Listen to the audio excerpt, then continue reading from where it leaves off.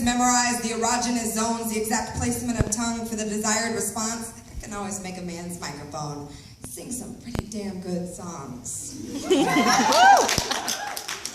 But I have no idea how to receive.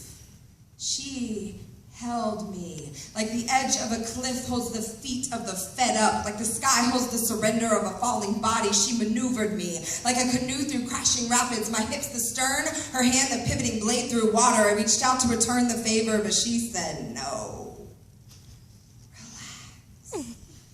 I don't want you to do anything. I mean, that's a move I don't know. The move to nothing, to be completely empty and open, effortlessly receiving pleasure without thought to strategy or counter. She placed my hands above my head and then she pulled and pressed and bit like I was the last piece of fruit on earth and her survival depended on it. She consumed every inch of skin, every drop of juice. I didn't notice any pain, just the joy of proper use. There was a fretboard between my legs and a sound box in my mouth. There were chords that never existed until she pulled them out, and there were no chains or whips, but I would have called her master. Not because I felt like I was less than her, but because I felt like she knew things about my body that I didn't. Like, she'd been studying it 1,000 years and she deserved a fucking certificate.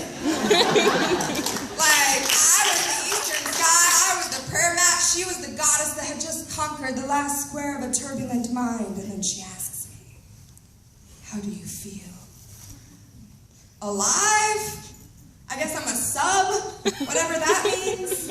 I guess I'm a femme, whatever that means. I guess sex doesn't really fit in boxes anymore. Sexuality and gender are words and images clipped from magazines waiting to be glued down on our vision boards. But it's always our vision boards. The way they were originally assembled doesn't make sense anymore. We are undefinable, prisms of light, shades of masculine and feminine, looking for someone to bounce life off of, looking for someone to give when we need to receive, and to receive when we need to give. And when it's done right, both gets done at the same time, and sometimes it's rough, like bone to bone, lick your insides clean kind of love. Sometimes it's candle wax on torsos or moonbeams on eyelashes. Sometimes there's no skin involved at all. It's just being to being. Here, let me hold that soul for you. You've been drowning in labels for so long, you've grown tired of survival. Here's a moment of bliss, a moment of aliveness. All day long I expend, I hold together, I lift up, I give out, and sometimes I just take in.